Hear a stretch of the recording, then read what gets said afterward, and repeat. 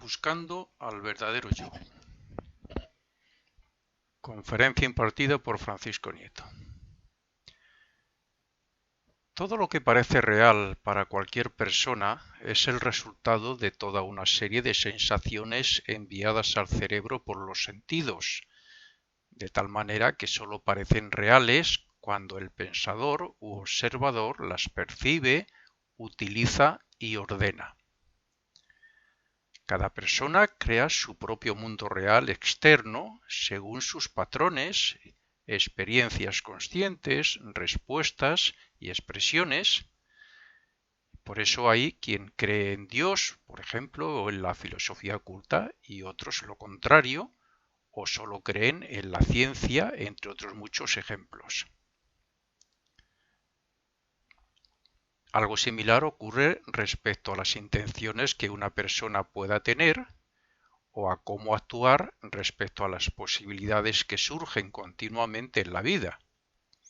Sin embargo, tanto en un caso como en otro, hay dos factores que superan la acción o la respuesta común de nuestra conciencia, y estos son la conciencia y la voluntad. La mayor parte del día no somos conscientes, somos poco observadores de la mayoría de las cosas y hechos que nos ocurren a nuestro alrededor, ni tampoco de lo que pensamos o sentimos. Tenemos la mente y la voluntad para enfocar a esta, pero no hemos aprendido a concentrarla para ser conscientes de todo eso y para darnos cuenta de que nosotros estamos por encima de las emociones y de la misma mente. Nosotros estamos, como un yo o alma, casi en el nivel de la conciencia, de ese yo superior verdadero, pero nos falta identificarnos con ella, trabajar a su favor para que nos pueda guiar y hablar más claro. Y para eso debemos saber utilizar la mente y la voluntad. Somos un yo encerrado en una serie de envolturas que le impiden ver su propio mundo y que, por el contrario, solo puede valerse de lo que le llega al cerebro por medio de los sentidos y de los sentimientos y pensamientos que emitimos y recibimos. Sin embargo, afectamos y transformamos el mundo y a los demás porque el cerebro responde y activa los sentimientos y la mente en forma de reacción y no como creación original y voluntaria, que es lo que debería ser.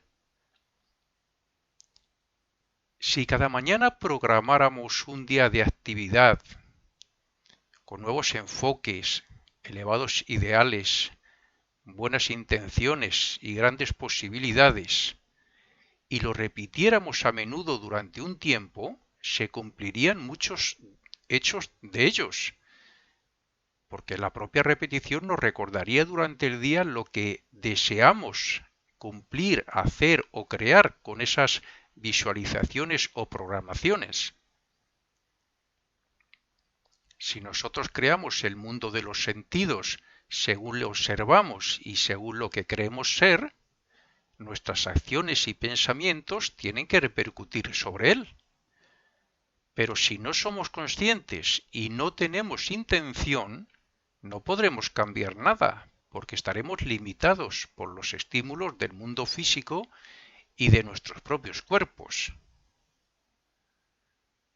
La observación produce memoria, pero es el reflejo de la memoria lo que hace que nos reconozcamos como un yo independiente del cuerpo físico, de los sentimientos y de los pensamientos.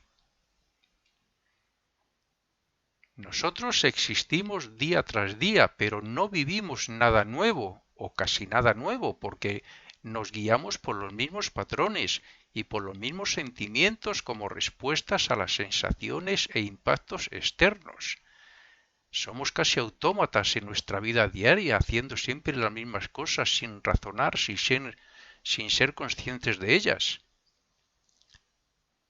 es necesario ver cada día cómo una serie de oportunidades para hacer nuevas creaciones y desarrollar nuevas posibilidades surgen en nuestra vida diaria.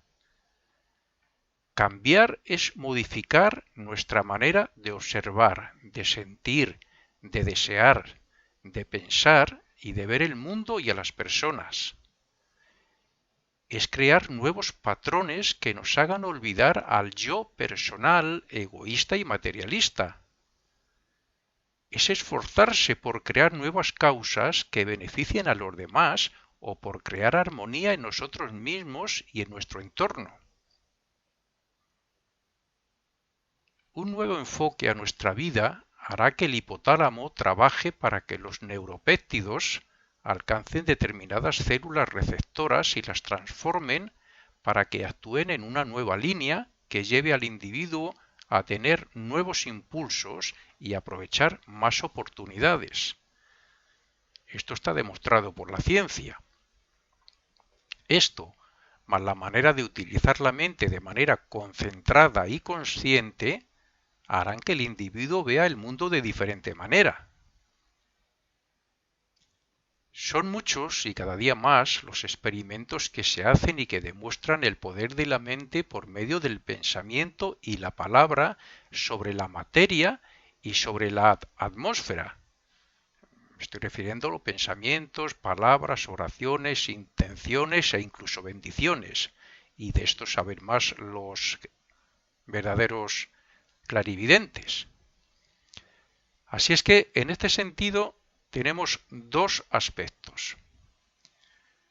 Primero, A, que todos los seres humanos somos uno en sentido atómico y subatómico.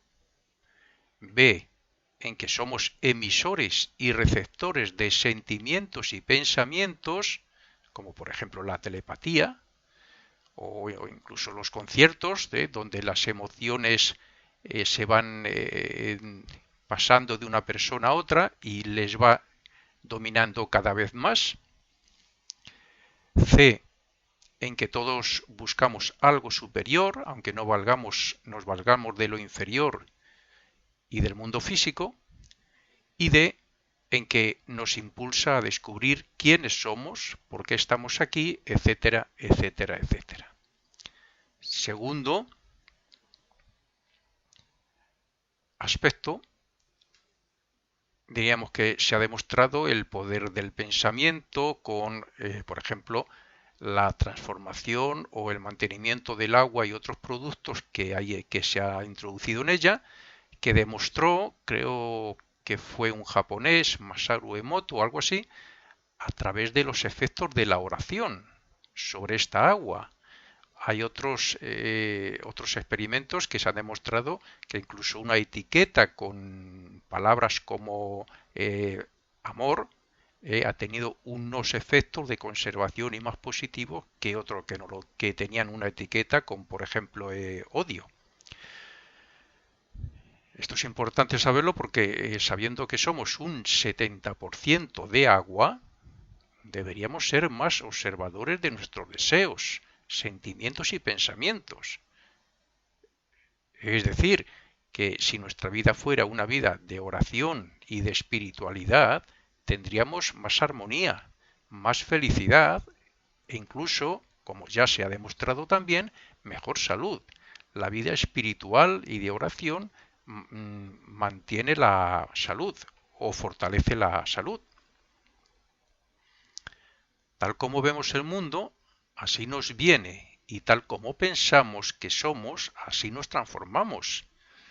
Porque nada cambiamos respecto a lo externo, ni tampoco originamos ideas o intenciones nuevas.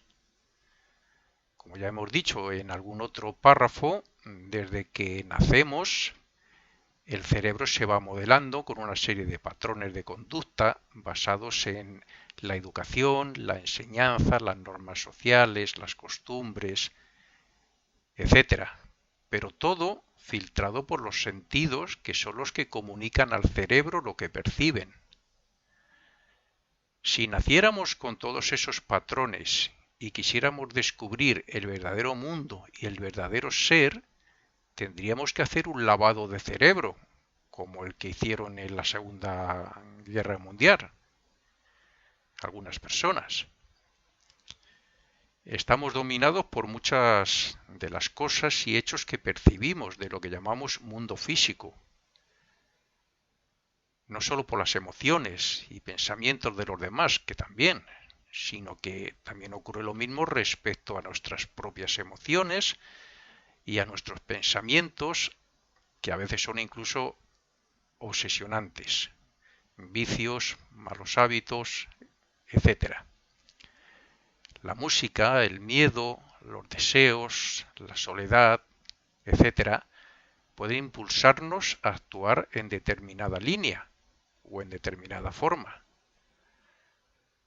Cuando llegamos a la mayoría de edad, decimos que somos más responsables, más sensatos y dueños de lo que pensamos y hacemos, pero, sin embargo, en esa edad ya están muy asentados los patrones de conducta y es más difícil su transformación o eliminación. Para volver al origen habría que hacer un trabajo consciente, persistente y voluntario, cuya técnica dejara aflorar al verdadero yo. El lavado de cerebro del que hablaba antes trataba de eliminar las creencias y convencimientos de los enemigos para imponerles otros nuevos. En nuestro caso, no se trataría de introducir nada, sino de no fomentar los aspectos que interfieren la expresión del yo superior. Es decir, controlar la mente y purificarla para que ese yo pueda utilizarla sin interferencias y para que pueda pensar cómo, cuándo y lo que quiera. Para conseguir esto hay que silenciar la mente, controlarla para que no piense lo que quiera ella como suele hacer, de tal manera que no piense como normalmente lo hace, sin que seamos conscientes, sin que estemos presentes como observadores de ella en ese momento. Es decir, sin que tengamos puesta la conciencia y la voluntad. Si hacemos esto correctamente, viviremos y sentiremos que somos un yo muy superior al que creíamos ser. Nos autoidentificaremos como un verdadero yo en nosotros mismos. Pero cuando actuamos como normalmente lo hacemos, no sentimos esa unión, sino que creemos ser la mente, el cuerpo o los mismos deseos y sentimientos. El verdadero yo o ser está por encima de la mente. La mente es la herramienta que utiliza para obtener conocimiento del mundo físico y para extraer un beneficio de las experiencias y de lo que aprende. Pero la mente no es ese yo superior. El mundo del yo superior es un mundo de paz, de armonía y de ideas originales basadas en la verdad, y no un mundo de ruidos que bombardean los oídos hasta llegar a impedir que la mente esté en un solo segundo sin pensar o sin responder a las sensaciones que la llegan. Es importante que dejemos de etiquetar, catalogar, conceptuar, enjuiciar, criticar, etcétera, constantemente y persistentemente, para así eliminar los patrones, las normas, los hábitos, etcétera, que nos encierran en este mundo ilusorio de esa personalidad, no del verdadero yo, y que la fuerza a la mente también para que no deje de pensar. La voluntad está unida a ese yo superior, y es esta voluntad la que debe ser utilizada en principio para discernir entre lo correcto y lo incorrecto, o lo verdadero y lo falso, y así ir desechando lo que nos pueda perjudicar. Cuando se ha hecho esto, cuando se alcanza cierto progreso, notaremos cómo la barrera que nos separaba del yo va desapareciendo progresivamente y que cada vez nos sentimos más unidos a esa vida universal, incluso más al prójimo, por no decir que a Dios mismo. La mente es una herramienta del yo superior, pero por lo general nosotros, como personalidad sin control de la herramienta, somos manejados por la mente casi las 24 horas del día, hasta el punto de creer que somos la mente y no el verdadero pensador u observador. Esto es cierto y comprobable hasta el punto de que cuando reconocemos esto y sabemos ponernos como pensadores y observadores, nos sentimos en el nivel que nos corresponde de consciencia. Es más, nos damos cuenta de que el pensamiento es algo que creamos, pero su origen, su mundo, es algo infinitamente superior a lo que conocemos y pensamos. Así es que el primer paso es observar a la mente para ver cómo y qué piensa, pero haciéndolo sin mente, sin razonar, o sea, sin ni enjuiciar, tal y como normalmente lo hace o tal y como normalmente actúa el verdadero yo. Esto nos hace conscientes de lo que piensa la mente y a la vez de que somos un yo independiente de ella, pero con el poder de controlarla. Esta es, quizás, la mejor manera de acabar con la costumbre de la mente de pensar impulsiva e independientemente, porque cuando se observa la mente y al pensamiento sin intervenir, sin interferir, éste se desvanece y la mente deja de pensar. Esto es estar presente con la conciencia y la voluntad en el aquí y ahora de nuestra mente. Esto es estar como el verdadero yo que controla sus vehículos de expresión. También podemos desarrollar nuestro ser en el mismo sentido, por medio del cuerpo físico. Es decir, por medio de dirigirle y observar cómo hace las cosas. Eso también es estar presente como conciencia en el aquí y ahora, a la vez que desarrollamos la concentración, la observación y la voluntad. Por otro lado, el hecho de observar sin identificarnos con nada de lo que observamos o de lo que sentimos, por ejemplo, cómo respira el cuerpo y todas las sensaciones relacionadas con él, también nos hace sentirnos un yo independiente. Para comprobarlo solo hay que llevarlo a la práctica. Hay que tener en cuenta que la actividad mental constante, el sentirse el cuerpo y dejarse llevar por los deseos y emociones, es lo que podemos llamar el yo inferior o no yo. Pero cuando obramos, como he dicho, y obtenemos un control total de la mente y, a su vez, de los deseos, de las emociones y del cuerpo físico, entonces es cuando actuamos como el verdadero yo. Para ser este verdadero yo y vivir en el aquí y en el ahora, no debemos ser mente, porque la mente, como un yo inferior que basa su acción en el pasado, incluso para pensar en el futuro, no sabe situarse en el momento presente, por sí misma, generalmente.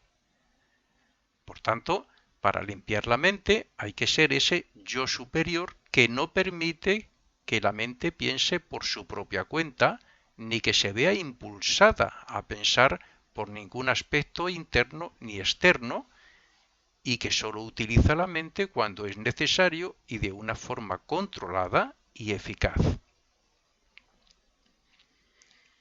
De esa manera, libre de ruidos, interferencias y sensaciones, se vive la paz interior del yo, y sólo nos exteriorizamos como y cuando queremos, pero conscientemente.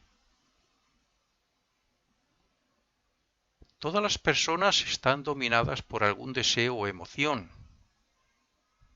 o todos lo estamos, y todas ellas generalmente no encuentran la manera de vencer o salir de ese dominio sin haber sufrido sus consecuencias. Y es que los deseos y las emociones, de manera parecida a la mente incontrolada, tienen un gran poder sobre el yo inferior o personalidad. Para vencer a un deseo o emoción, sobre todo los negativos que nos dominan, es necesario observarle, estudiarle y ver de qué manera nos domina y cómo el yo inferior cede ante sus pretensiones. O sea, cómo nosotros normalmente en nuestra vida cotidiana, como una personalidad cualquiera, cedemos ante nuestros deseos, vicios, hábitos, pensamientos, sensaciones, impactos externos, circunstancias, etc. Debemos hacer de observadores de todo ello, pero sin involucrarnos, para luego utilizar la mente sabiamente y responder con voluntad y conciencia a manera de no acción del hecho o de olvidarnos de ello para que muera de inanición. Como hemos podido ver, somos nosotros mismos quienes debemos eliminar al yo inferior, a la personalidad que no deja de pensar y que se ve dominada por los deseos y emociones para ser impulsada a la acción física, instintiva o inconscientemente.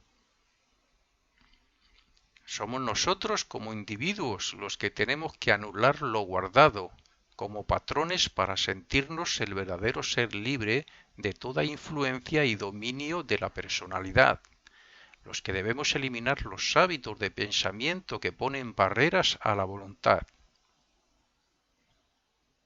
La no repetición de lo guardado y de las acciones involuntarias e inconscientes se denomina olvidar y dejar pasar como observadores auténticos que deberíamos ser.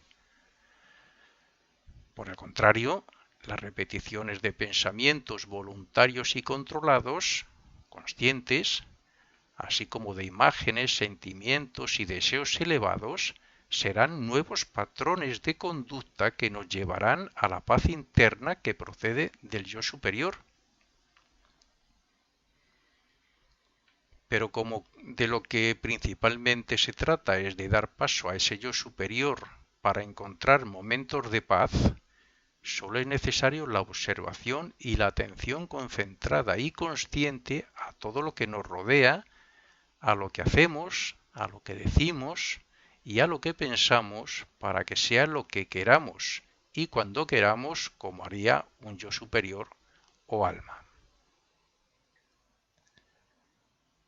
Hay que estar convencidos de lo que deseamos hacer para conseguir ser, pero también hay que actuar, vibrar desde lo más elevado, desde la posición del espíritu. Es imprescindible que cada individuo sepa ser una voluntad pensante cuando y como desee, para así dominar y razonar todo lo que perciban sus sentidos. Él es conciencia, y donde esté la conciencia estará Él para permitir que penetre lo que le convenga procedente de los sentidos. Debe eliminar todo lo que conoce, interno o externo, como real, y manifestar lo bello, lo justo y lo bueno para hacer que aflore el alma.